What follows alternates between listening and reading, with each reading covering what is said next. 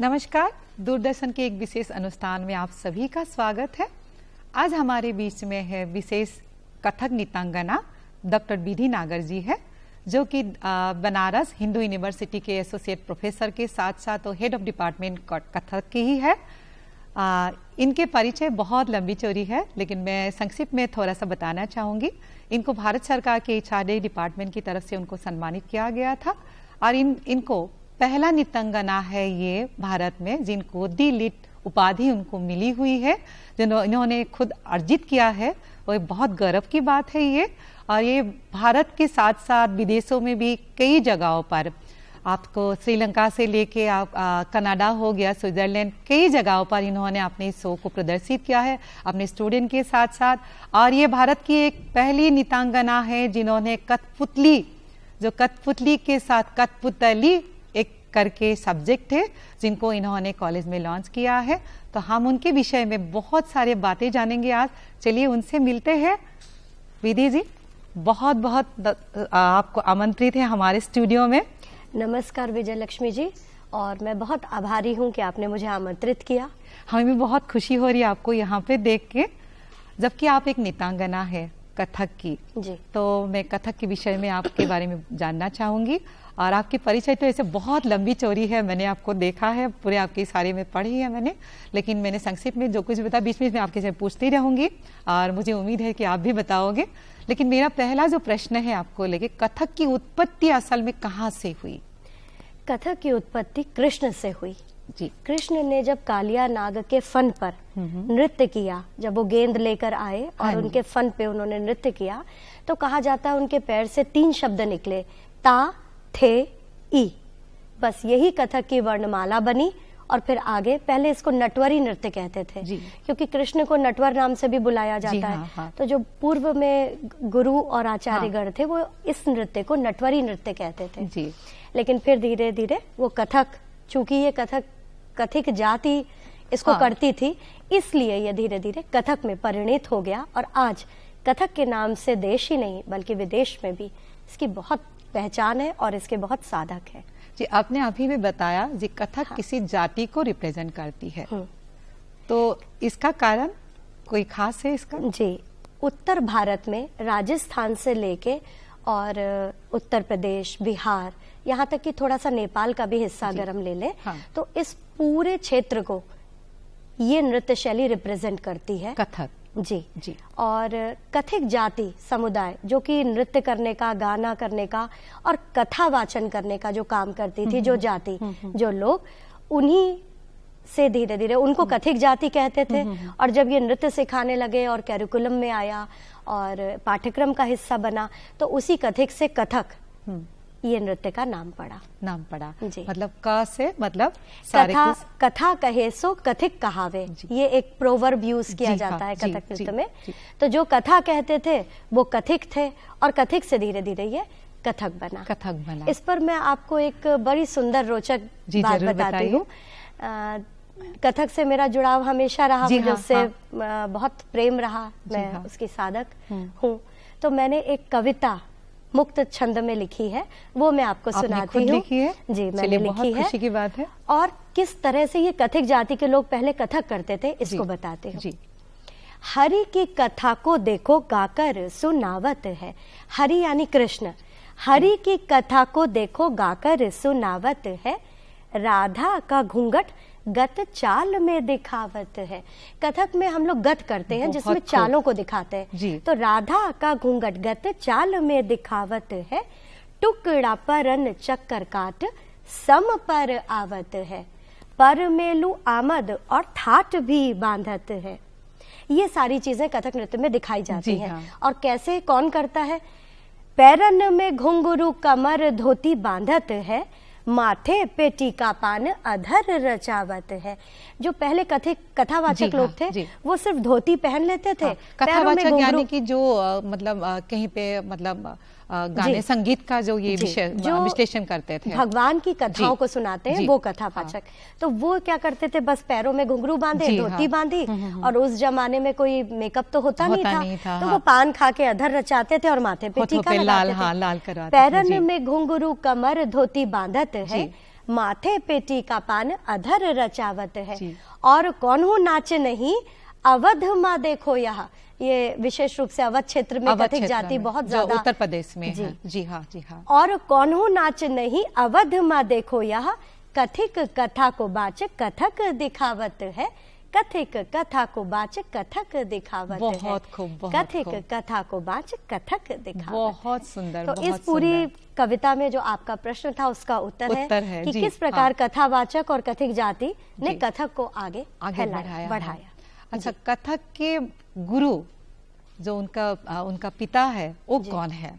कृष्ण को ही माना जाता है। हाँ। और जैसा कि हम लोग सब जानते हैं कि नृत्य नटराज से निकला है। शिव और पार्वती इन लोगों ने तांडव लास से किया। हाँ। तो सभी शास्त्रीय नृत्य शैलियां शिव से ही उद्धृत मानी गई है। हाँ, वो सही बात और है। कृष्ण को तो कथक का स्वरूप माना ही जाता है। अच्छा। तो कृष्ण भी जो है वो सभी नृत्य में एक प्रमुख नायक के रूप में देखते हैं, चाहे वो भरतनाट्यम शैली हो, चाहे कथक हो, चाहे सत्रिया हो, आसाम की जो प्रमुख शैली है शास्त्रीय नृत्य, तो सभी में कृष्ण और शिव समाये हुए हैं। लेकिन ऐसा कोई विशेष गुरु है जो भारतवर्ष के कथक को दुनिया तक लेके गए?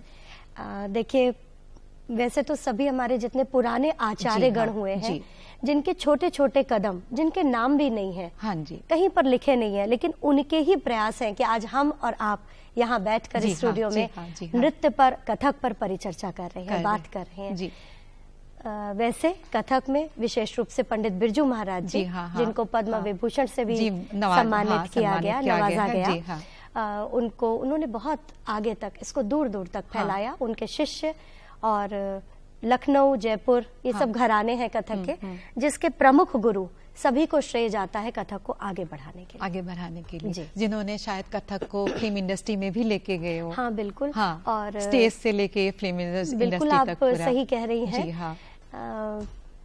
लच्छू महाराज जी, शंभू महाराज जी, बिरजू महाराज जी के जो चाचा थे, ये दोनों जी, इन लोगों ने बहुत सारे नृत्य निर्देशन किए। गोपी शंकर जी, जो कि गोपी कृष्ण जी, गोपी कृष्ण जी, जो बनारस घराने के नर्तक रहे, उन्होंने भी कई फिल्मों में निर्देशन किया और स्वयं डांस भी किया। इसके अलावा सितारा देवी जी, पंडित बिरजू महाराज जी ने स्वयं कई, अभी जो हाल में ही पिक्चरें आई हैं, देखो छेड़ मोहे गरबा लगाए, इत्यादि बहुत सारे निर्देशन दिया। और कथक के उसमें बोल बोले, टुकड़े परन, ठुमरी, उनको अपनी आवाज दी। तो बीच में मैं आपको पूछूंगी, आपने बातों बातों में बताया घराना के शब्द जो है, तो कथक में असल में कितने घराने हैं और किस घराने में, मतलब कैसे, जैसे छात्राएं होती है या फिर छात्र होते, उनको किस विशेषता के हिसाब से सिखाया जाता है उसमें? जी, कथक नृत्य में प्रमुख रूप से तो दो ही घराने हैं, एक लखनऊ और एक जयपुर। हाँ जी। लखनऊ घराने की विशेषता ये है कि उसमें नजाकत है, नफासत है, अभिनय पर बहुत जोर देते हैं, बहुत सुंदर अभिनय, छोटी छोटी बंदिशें बिल्कुल फुलझड़ी की तरह। जब डांसर मंच पर आता है तो जो पैरों की निकासी है वो इतनी अदा के साथ की जाती है, अदायगी को उसमें महत्व दिया जाता है। और जयपुर में तेजी, तैयारी, चक्कर, जो भी वो नृत्य करते हैं, देखिए इसको यूं भी समझा जा सकता है कि लखनऊ में नजाकत, नफासत नवाबों के शासनकाल में रही, तो वही चीज, वही खूबियां नृत्य में आई। और इसी तरह से जयपुर में चूंकि उधर से मुगलों का आक्रमण रहा, तो वहां पे तेजी, तैयारी, और जैसे वो लोग सम लेते हैं तो इसका प्रयोग करते हैं, जैसे तलवार निकाली जाती है, तो वहाँ युद्ध कौशल और ये सब ज्यादा रहा, तो वहाँ के नृत्य में वो चीजें ज्यादा आई। वहाँ भजन करने की ज्यादा, और लमछड़ परनों को किया जाता है, इस प्रकार से। इस बीच में आपको पूछना चाहूंगी मैं, उसके बाद दो घराने और सामने आए, जिसमें एक बनारस और एक रायगढ़। इनकी भी अपनी विशेषता है। बनारस घराने के गुरुओं ने इसमें कवित्व, तरह तरह के कवित्व को शामिल किया, और रायगढ़ शैली में राजा चक्रधर सिंह जी को इसका श्रेय जाता है। उन्होंने बड़े बड़े घरानों के सभी गुरुओं को, लखनऊ के, जयपुर के जितने बड़े प्रतिष्ठित गुरु थे, उनको अपने राज दरबार में बुलाया, उनको प्रश्रय दिया और उनसे अपने यहाँ के नर्तकों को सिखवाया, दरबारी नर्तक जो थे। तो इस तरह से रायगढ़ घराना भी अब अपने स्वरूप में है, और उसकी भी बहुत सुंदर चीजें हैं जो वो लोग करते हैं, विशेषताएं हैं उनकी। जी। तो मेरा आपसे एक छोटा सा प्रश्न है। तो आपने अभी घराने के विषय में हमें बताया, जैसे हमें जहाँ तक मालूम है, नृत्य जो है, शास्त्रीय नृत्य खास करके किसी धर्म को रिप्रेजेंट करती है। बाद में कोई उसमें ज्वाइन करे अलग बात है, जैसे कि शास्त्रीय आपका उड़ीसा से आ गया ओडिसी आ गया, केरला से आ गया आपका कुचिपुड़ी और उसमें मोहिनीअट्टम आ गया। केरला से 2 शास्त्रीय नृत्य मिलते हैं, मोहिनीअट्टम और कथकली जी। आंध्र प्रदेश से कुचिपुड़ी आ गया, तमिलनाडु से भरतनाट्यम आया जी, मणिपुर से मणिपुरी, आसाम से सत्रिय नृत्य आया। लेकिन जो कथक है ये पूरे उत्तर भारत को रिप्रेजेंट करता है। ये राजस्थान, उत्तर प्रदेश, बिहार और नेपाल के भी कुछ हिस्से में कथक समुदाय के लोग जाके बसे। और मैं आपको बताऊं, यही मेरा डिलीट का विषय भी था जी, जो आपने जो अर्जित किया, आपने खुद अर्जित किया, जो विषय पर मैंने काम किया, शोध कार्य किया था, वो कथक नृत्य के कथक परिवारों का विश्लेषणात्मक अध्ययन, यही मेरा विषय भी रहा और इसी पर मैंने काम किया। इसी के विषय में थोड़ा सा दर्शकों को बताएंगे आप? हाँ जरूर।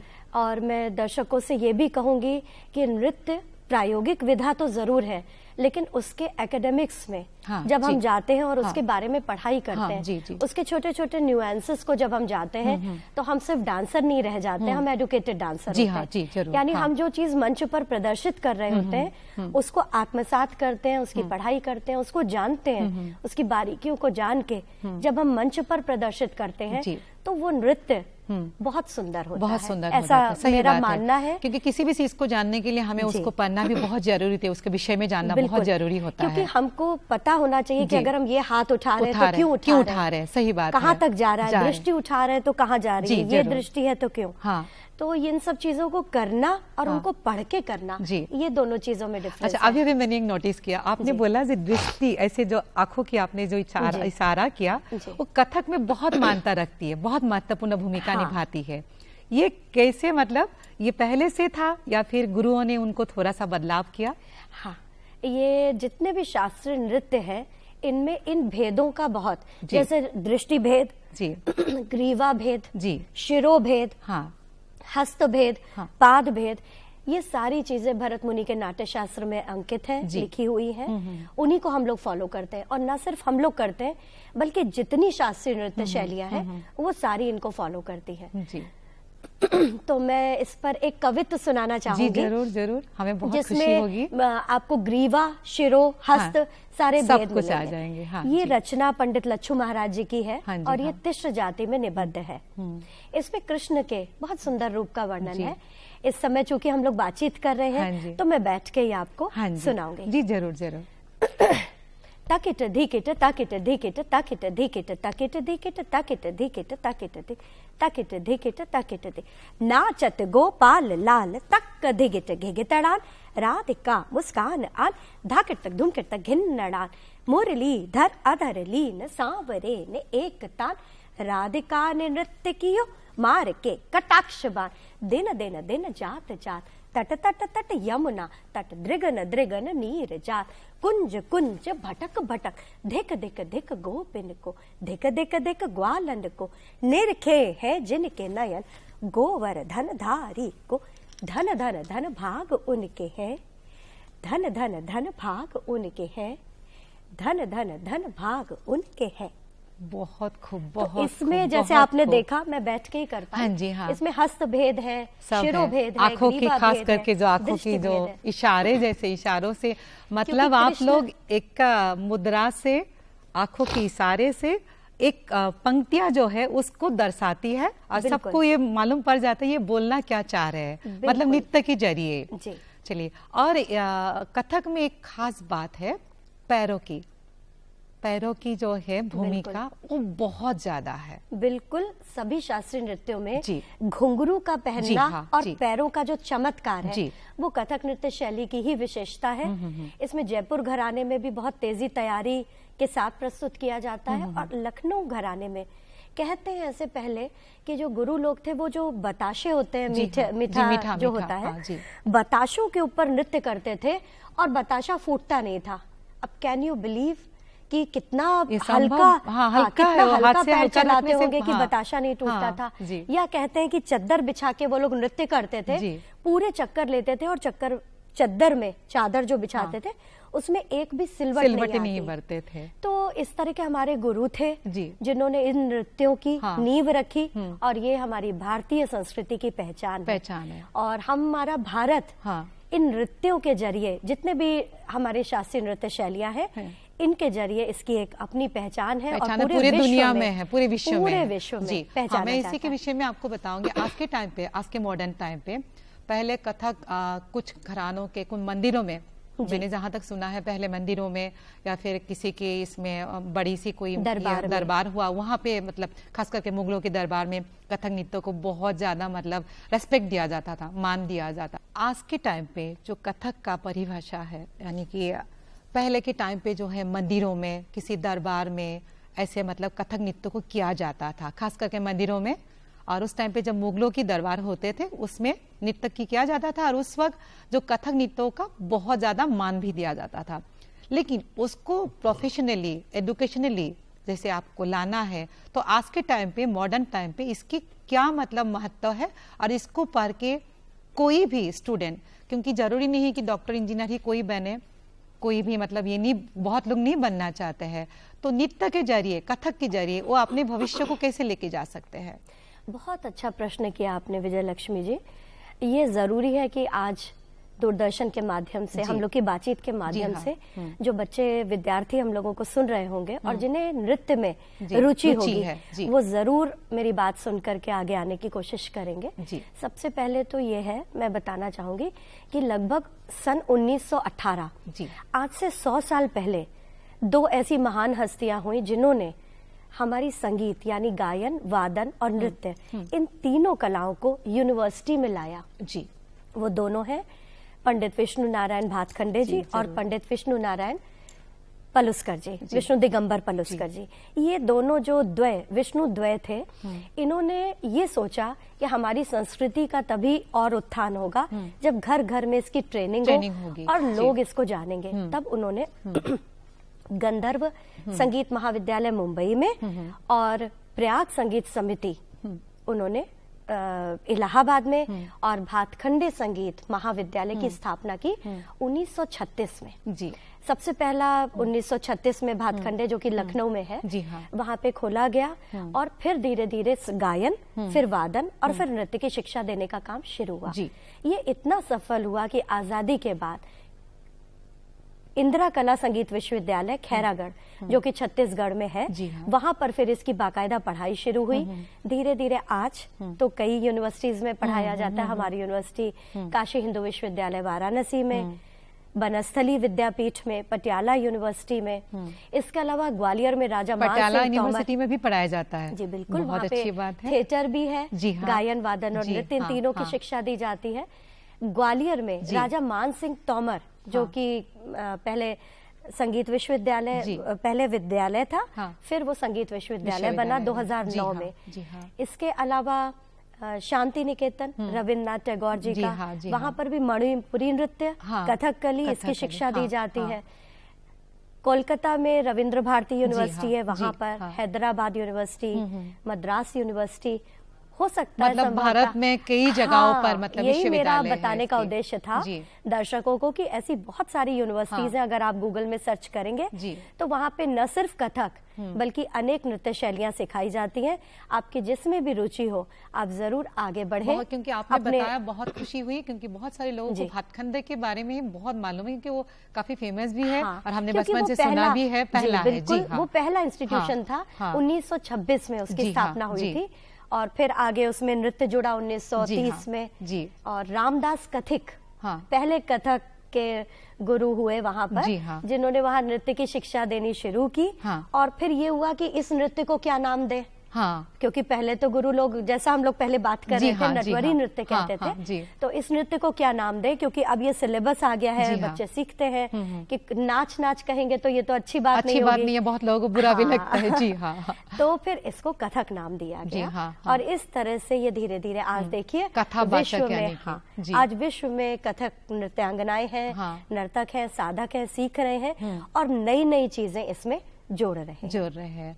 और एक बार आपको बताना, आपको पूछना चाहूंगी मैं जी, आप जो भी, आप क्योंकि आप इस शिक्षा से जुड़े हुए हैं आप एसोसिएट प्रोफेसर है बनारस हिंदू विश्वविद्यालय में, तो आपके जो स्टूडेंट है उनकी रुचि और आप किस तरह से करते हो वो थोड़ा सा बताएंगे, ताकि बाकी सब स्टूडेंट भी उनको भी लगे कि हाँ हमें भी जाना है वहाँ पे। जी बिल्कुल। जब मैं स्टूडेंट थी तब अनुशासन कक्षा में अलग तरह का होता था। जी हाँ। हम लोगों के बाल बंधे होने चाहिए थे। हाँ जी। हम लोग चूड़ी कड़ा नहीं पहनते थे, घड़ी नहीं पहन सकते थे।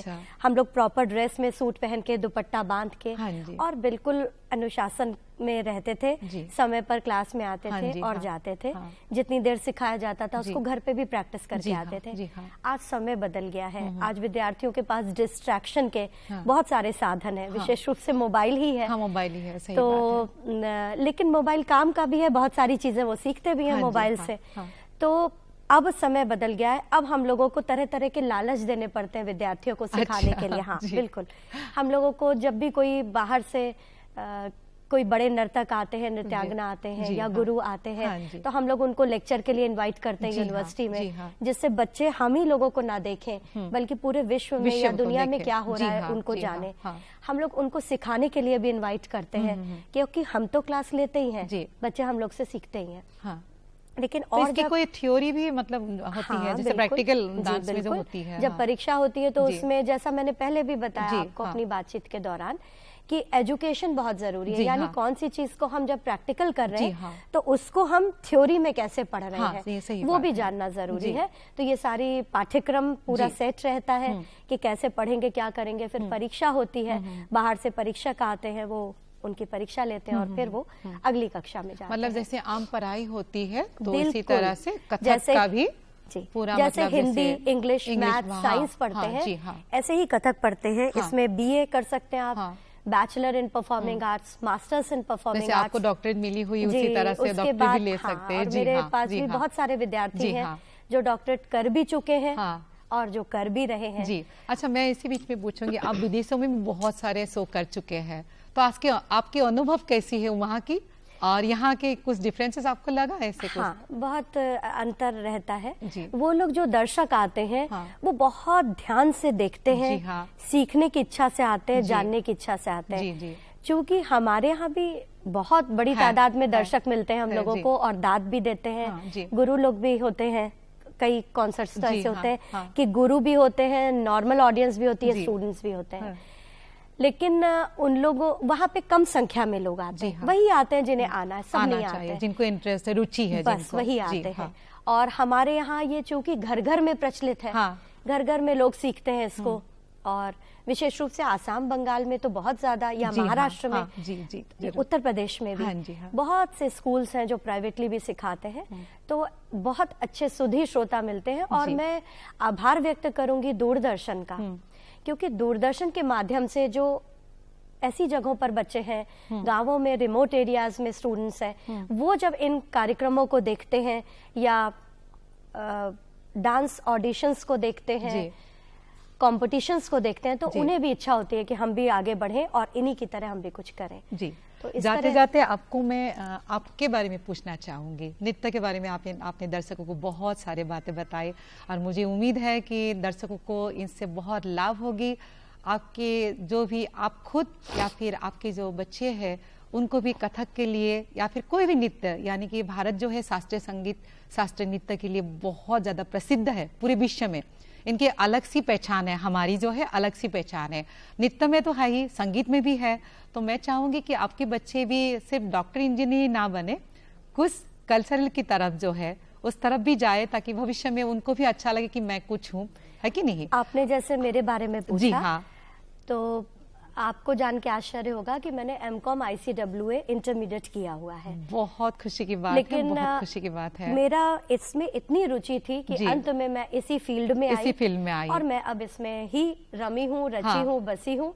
और आगे जो भी नया हो सकता है, जैसे कथकपुतली आपने बताया था, कथकपुतली का, तो जी हाँ, कथकपुतली उसको तो आपने विशेष तरीके से निकाला है। जी हाँ, वो आप ये समझिए कि प्रायोगिक रूप से मेरे 20 साल की रिसर्च का वो एक फल है।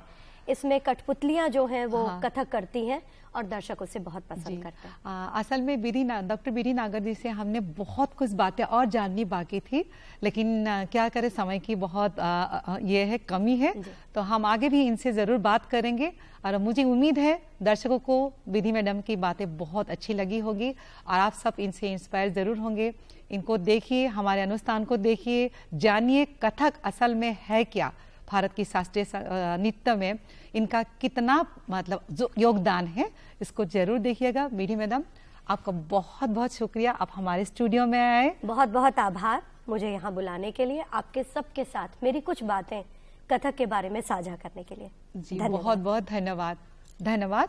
आप लोग हमारे अनुष्ठान देखना ना भूलिएगा। दूरदर्शन के इस विशेष अनुष्ठान को आप सब जरूर देखिएगा। नमस्कार।